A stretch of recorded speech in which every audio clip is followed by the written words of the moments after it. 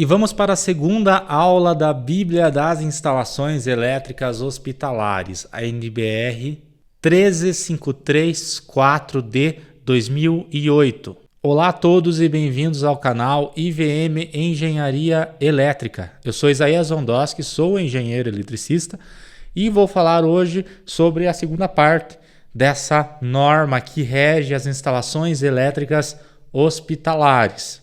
Na primeira parte, eu comentei um pouco sobre o sistema de aterramento TN, TNS, sistema IT, algumas proteções em geral que devem ter, sistemas de DR, o DR que deve ser do tipo A ou do tipo B. E hoje eu vou continuar a explicação na sequência da norma. Lembrando que tudo que essa norma faz é complementar a NBR 5410. Então, ela é um complemento, ela não é uma norma que pode ser utilizada unicamente sozinha. É por isso que muitos itens dessa norma, caso você pesquise, vão estar escritos como aplica-se o disposto da 5410, salvo exceções tal, ou adicionando tal coisa. É porque essa norma é um complemento. Então a gente vai falar hoje sobre equipotencialização suplementar. O que seria equipotencialização? É a equipotencialização de todas as massas, que é o aterramento de todas as massas num único aterramento maior. Para que caso você tenha uma carga aqui e esse computador, por exemplo, se eu tocar aqui e tocar no computador, eles devem ter diferença de potencial zero, ou seja, não pode passar a carga daqui para o computador. Para que isso seja possível, eu preciso que todas as massas sejam conectadas. Isso é equipotencialização. Então, esse item mostrado aí para vocês no grupo 1 e grupo 2 diz apenas que todas as massas devem ser conectadas. Condutores, elementos condutivos, blindagens, conexões de pisos condutivos, blindagem eletrostática do transformador de separação se existente. E também peças do mobiliário em geral que sejam fixas e metálicas que possam conduzir energia. E eles especificam que deve ser feita a medida da resistência. E essa resistência não pode ser superior a 0,2 ohms entre a barra terra lá do quadro elétrico e qualquer elemento aí terminal, como tomada ou como equipamento.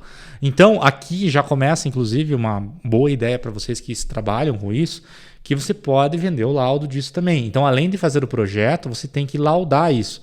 Por que laudar? Aqui não está dizendo necessariamente isso que você tem que laudar, mas você tem que medir essa resistência.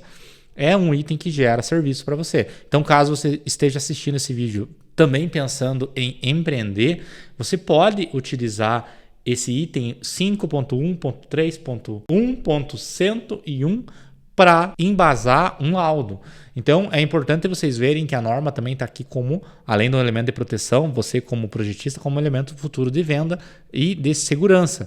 Então é importante você saber isso e é importante você saber que você pode vender isso. Que também, se você está treinando aqui e está vendo esse vídeo, é porque você vendeu algum projeto. E daí a gente tem o próximo item, no item 5.3.102. Aqui mais um item importante, principalmente para você que gosta de fazer um aterramento comum entre vários circuitos. Eles deixam claro que você deve ter uma barra específica para equipotencialização. Eu chamo isso daqui aqui de BES, barra de equipotencialização secundária. Ou seja, eu vou ter o quadro elétrico com barramento terra normal que vai aterrar os circuitos normais. E eu vou ter essa equipotencialização de equipamentos e de sistemas próprios. Essa equipotencialização eles pedem aqui para que seja feita numa caixa separada e que os aterramentos sejam individuais.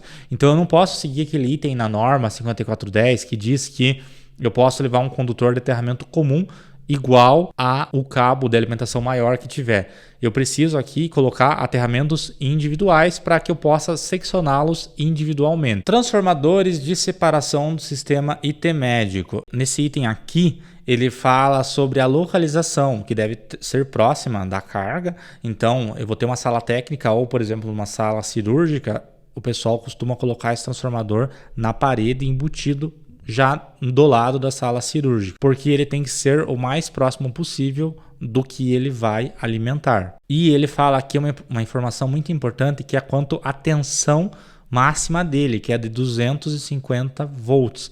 O que isso quer dizer na prática? É basicamente que você vai ter um transformador ou 127 ou 220. Você não tem um sistema IT380, por exemplo. Até porque ele não é voltado a proteger máquinas tão grandes assim. São transformadores geralmente até 10 kVA. E quando você tem, por exemplo, UTI, você vai ter tomadas, na minha região pelo menos, 127 e tomadas 220. As tomadas 127 precisam de um transformador.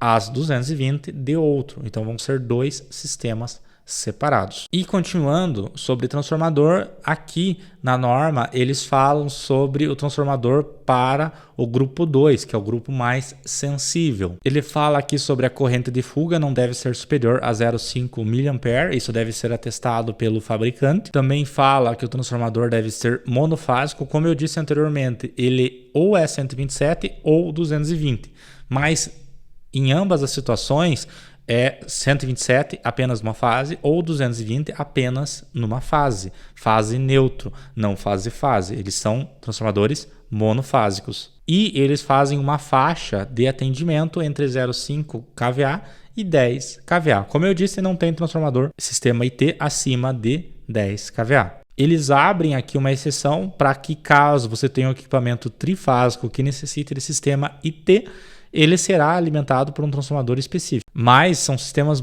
muito específicos, dependendo do equipamento que você vai utilizar no hospital. Normalmente são sistemas monofásicos, 127 e 220, ou dependendo da região, apenas 220. Agora, quanto a risco de explosão, uma informação muito importante é que cada tomada ou interruptor tem que ficar a no mínimo 20 centímetros de distância de gases medicinais. Então, isso daqui é muito importante na alocação de pontos, principalmente em locais onde eu tenho régua de gases. Então, você tem que tomar esse cuidado para que a tomada fique longe da saída dos gases. Agora nós vamos para um item muito importante caso você seja um gestor das instalações elétricas, de manutenção ou gerência que precise ter documentos comprobatórios da instalação, que são a documentação da instalação. A NBR 13534 determina alguns documentos que são necessários serem arquivados e estarem de fácil acesso para futuras inspeções e também futuras manutenções. Entre elas estão os diagramas unifilares, onde mostra a ligação dos transformadores, geradores, o quadro que você está vendo, o que esse quadro está alimentando, os esquemas unifilares de todos os quadros elétricos, isso vai estar numa sala elétrica, onde estiver o projeto completo. No projeto elétrico, espera que já se tenha isso, é claro. A planta elétrica, os diagramas de comando e controle, instruções em geral dos equipamentos, baterias, manuais de operação, tudo que for necessário para a correta manutenção ou operação de algum equipamento específico naquele setor ou no hospital inteiro. Tem que estar tudo guardado, documentado, de preferência impresso e também de forma digital. Cálculos que atestem o que está exemplificado na 5410. Relação de cargas na fonte de segurança ou no intermédico ou no gerador, que isso vai estar, claro, no diagrama unifilar. E um relatório indicando que essas recomendações, tudo que está sendo instalado, o as-built do projeto elétrico, de acordo com o que está sendo instalado também, que sempre tem alteração, deve ser verificado e deve estar redondo antes do início da operação. É muito importante saber que você está lidando com uma instalação de proteção à vida.